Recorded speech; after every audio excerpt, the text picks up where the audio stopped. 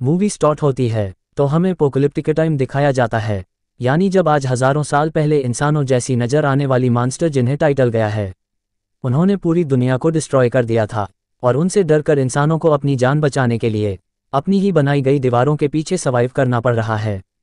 और वो लोग दीवार के पीछे इस उम्मीद पर जिंदगी गुजार रहे थे कि अगर वो टाइटल वापस आ गए तो ये दीवार उनको सेव करेगी। लेकिन अब 100 साल से ज़्यादा गुजर चुके थे और लोग टाइटल्स भूलने लगे थे, और अब टाइटल्स की हिस्ट्री सिर्फ किताबों में लिखी गई कहानियों तक रह गई थी, जो बच्चों को डराने के लिए इस्तेमाल की जाती है। दीवार के पीछे रहने वाले लोग जाकर भी उस दीवार को पार करके बाहर नहीं जा सकते थे, क्योंकि गर्मी ने टाइटन के डर से दीवार के पास जाना भी डिसअलाउ किया हुआ था, और इस तरह से लोग बुरे लाइफ यानी मुश्किल में भी जिंदगी गुजारने पर राजी हो गए। दीवार के अंदर की दुनिया को 3 हिस्सों में डिवाइड किया हुआ था। एरिया नंबर 3 फार्मर्स और वर्कर्स का था, जो खेतों में काम करके सर्वाइव करते थे। एरिया नंबर 2 इंडस्ट्रियल था, जहां पर फैक्ट्री लगाई गई थी। और एरिया 1 प्राइमरी था, जहां पर अमीर लोग पूरे सिटी को कंट्रोल कर रहे थे और किसी को भी एक एरिया छोड़कर दूसरे एरिया में जाने की इजाज़त नहीं थी। एरिया नंबर 3 में रहने वाला एक लड़का जिसका नाम एरिन था, वो काफ़ी टैलेंटेड था और वो टाइटल से डरकर 4 दीवारी में प्रिजनर्स की तरह जिंदगी नहीं गुजार सकता था, क्योंकि उसमें हमेशा कुछ बड़ा करने की लगन होती है और उसकी जाया थी कि बाहर की दुनिया को एक्सप्लोर करें। और अपनी इस ख्वाहिश को वो अपने फ्रेंड साथ भी शेयर करता है, क्योंकि वो टाइटन्स पर बिलीव नहीं करता था। वो यही सोचता था कि टाइटल एग्जिस्ट नहीं करते और उसे लगता था कि लोग टाइटन से डरते हैं, इसलिए यहाँ पर छुपे हुए हैं। इसके साथ साथ एरिन का जो मेल फ्रेंड होता है वो भी काफ़ी टैलेंटेड होता है और किसी भी आम इंसान को एक्सपेरिमेंट करने की इजाज़त नहीं थी, क्योंकि गवर्नमेंट का मानना यह था कि अगर इंसान अपनी सक्सेस के लिए कुछ करेगा तो वो गलत करेगा। वहीं पर एक लड़की जिसका नाम मिकासा होता है, एरिन और वो दोनों एक दूसरे को काफ़ी लाइक करते थे और वो एरिन के साथ एक हैप्पी लाइफ गुजारना चाहती थी। एरिन का फ्रेंड उससे मिलने जाता है और तभी वो एक अननोन पर्सन से टकराया जाता है, लेकिन वो उस पर ज़्यादा ध्यान नहीं देता और उसे इग्नोर करता है। एरिन खुद को उस जगह पर पाकर काफ़ी लकी फील करता था, क्योंकि वो दूसरी साइड वाले लोगों की दुनिया को देख सकता था।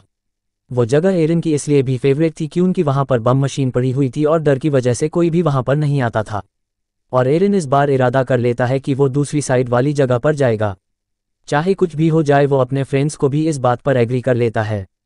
उस दीवार के पास आर्मी का पहरा था और वो फर्स्ट टाइम सोल्जर्स की नज़रों से बचते हुए उस दीवार के काफ़ी करीब आ जाते हैं, लेकिन इससे पहले कि वो आगे बढ़ते वो पकड़े जाते हैं। उनका लीडर उन लोगों को बचा लेता है, क्योंकि वो लीडर एरिन को काफ़ी लाइक करता था और उन्हें पता था कि एरिन काफ़ी इंटेलिजेंट हैं और वो एरिन के इस पैशन को अंडरस्टैंड भी करते थे।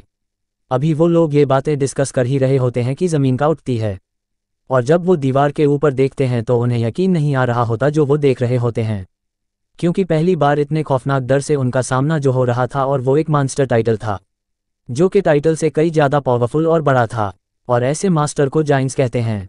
और वो उस दीवार से भी काफ़ी बड़ा होता है और आग का बना होता है, और उस वक्त वो आग निकाल रहा था और अपने इतने बड़े बड़े पाँव का इस्तेमाल करके वो दीवार को तोड़ने लगता है। वो लोग काफ़ी डरे हुए और काफ़ी हैरान होते हैं। आग के अटैक से काफ़ी का बुरा हाल हो चुका था। लीडर एक सोल्जर को ऑर्डर देता है कि वो बॉम्बिंग करना शुरू कर दे, लेकिन वो सोल्जर उसे यह कहकर रोक देता है कि गवर्नमेंट ने हमें इन एक्सप्लोसिव का यूज़ करने से मना किया है। और वो जाए काफ़ी बड़ा होल घर के हवा की तरह गायब हो जाता है, और वहाँ पर तूफान आने से पहले जैसी खामोशी छा जाती है, और देखते ही देखते वो टाइटल मास्टर्स दीवार के उस होल से बाहर आने लगते हैं। दिखने में तो वो बिल्कुल इंसानों जैसे लग रहे थे, लेकिन इन की निस्बत वो काफ़ी लंबे चौड़े थे, और इंसानों को देखकर उनके फेस पर एविल स्माइल होती है कि जैसे वो इंसानों को अपना खाना समझ रहे हों। वो लीडर टाइटल्स पर बॉम्बे करने में कामयाब हो जाते हैं, लेकिन उन्हें ये नहीं पता था कि ये टाइटल्स टनल है, यानी ये एक ऐसे मास्टर्स हैं जिन्हें कभी नहीं मारा जा सकता, और टाइटन की बॉडी के जिप में पार्ट्स खुद स्टोर होने लगते हैं। अब क्योंकि टाइटल तादाद में काफ़ी ज़्यादा थे तो वो लोगों को चारों तरफ से घेर लेते हैं, और इंसान उसके आगे काफ़ी छोटा दिख रहा था, और वो इंसानों को ऐसे समझ रहे थे कि जैसे इंसान पाँव में आने वाले कीड़े मकोड़े चुटियाँ हैं जिन्हें मसल दिया जाए, खेलने वाले खिलौने हैं। और यही नहीं बल्कि इंसान उनके लिए किसी बार भी क्यों से कम नहीं थी, क्योंकि वो उन्हें ऐसे ही पकड़ पकड़ कर खा रहे थे। सोल्जर्स इतने ज़्यादा डर जाते हैं कि वो टाइटल्स का खाना बनने से ज़्यादा सुसाइड को प्रेफर करते हैं और अपने आप को मार डालते हैं। टाइटल्स ने पूरे सिटी में तबाही मचा दी थी। लोग या तो टाइटल का शिकार होकर या लोगों की अफरा तफरी में कुचल कर मरने लगते हैं, और उन लोगों को अपनी जान बचाने के लिए सिर्फ एक ही जगह मिलती है, जो कि सिटी का बहुत बड़ा हाल था। लोग सिर्फ खुद को सेफ करने के लिए दूसरों की जान की परवाह के बगैर ज़बरदस्ती अंदर घुसने लगते हैं, और एरिन और मिकासा को सेफ करने के लिए ऐसा ही करते हैं। मिकासा एक छोटे बच्चे को उसकी मां के साथ देखते हैं तो उसे उन लोगों पर तरस आता है, और वो उस बच्चे को सेव करने की वजह से बाहर ही रह जाती है। और एरिन लोगों की भीड़ में घसीटते हुए हॉल के अंदर चला जाता है और हॉल का दरवाजा बंद कर दिया जाता है। एरिन हॉल की डोर को खोलने की कोशिश करता है लेकिन लोग उसे ऐसा करने से मना कर देते हैं। मिकासा ने उस छोटे बच्चे को पकड़ा होता है और एक टाइटल मिकासा की तरफ ही आ रहा होता है। एरिन जो कि मजबूर होता है और कुछ भी नहीं कर पाता और टाइटन मिकासा और उस बच्चे दोनों को निगल जाता है और अचानक से वहां पर खामोशी छा जाती है। एरिन की जबरदस्ती करके उस हाल से बाहर आ जाता है और वो देखता है कि जिस हाल में सर्वाइवर छुपे हुए हैं टाइटल उस हाल के चारों तरफ से घेरे हुए खड़े हुए हैं और टाइटल उस हाल की छत को तोड़कर लोगों को खाने लगते हैं और तेजी से लोगों का खून बहने लगता है जैसे खून की नदी बह गई हो। हालात से तंग की तरफ आगे बढ़ जाता है। इसके बाद हम 2 साल बाद के टाइम को देखते हैं जहां हमें एरिया 2 यानी इंडस्ट्रियल एरिया दिखाया जाता है। ये लोग सेफ थे क्योंकि मजबूत दीवार की वजह से जॉइंट हमले से बच गए और जो लोग पिछले हमले के सर्वाइवर्स थे वो भी यहाँ आकर बस गए क्योंकि एरिया 3 यानी लेबर्स एरिया में अभी भी टाइटल थे। अब क्योंकि सब एरिया में आने से लोगों की आबादी बढ़ गई थी तो खाने पीने की किल्लत बढ़ जाती है, लोग भूख की वजह से मरने लगते हैं। अब एरिया 3 के बाकी सर्वाइवर्स के पास बचने का सिर्फ एक ही रास्ता था और वो था अपन रिया को टाइटन से बचाने का, यानी टाइटन्स का मुकाबला करके वो अपने एरिया को बचा सकते हैं।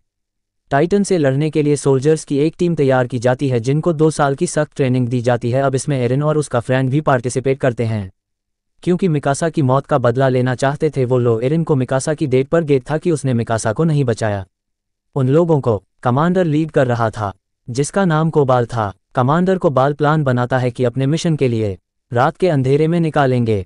उनका मिशन ये था कि वो एरिया 3 के बड़े होल जहां ऐसी वो टाइटल आए थे उसे ब्लास्ट की मदद से बंद करने का। प्लान के अकॉर्डिंग वो हॉल के ऊपर वाले पार्ट पर ब्लास्ट करेंगे जिससे होगा ये कि वो टूटा हुआ मलबा नीचे गिरेगा और उससे वो हॉल बंद हो जाएगा। और क्योंकि वो दीवार काफ़ी मजबूत है तो ब्लास्ट की बावजूद भी टाइटल वहाँ ऐसी नहीं आ पाएंगे और अगर वो इस मिशन में सक्सेसफुल हो गए तो वो टाइटल को मार सकते हैं।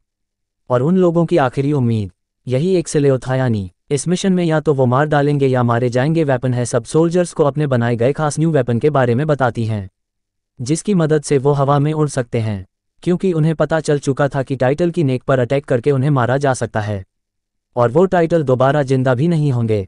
लैंड के मुताबिक वो रात के अंधेरे में अपने मिशन के लिए निकल जाते हैं लेकिन अपने टारगेट तक पहुंचने से पहले ही उन्हें रास्ते में कुछ अजीब फील होता है और वो लोग चेक करने के लिए जाते हैं कि आखिर क्या गड़बड़ है। वो समझते हैं कि वो सिर्फ कास की आवाज़ है और जब उन्हें रियलाइज होता है कि सब ओके है तो वो चल पड़ते हैं। फिर एक लेडी को किसी छोटे बच्चे के रोने की आवाज़ सुनाई देती है और वो सोचती है कि बच्चा मुसीबत में है और उसे हेल्प की ज़रूरत है और वो उसकी हेल्प करने के लिए आगे चेक करने के लिए जाती है।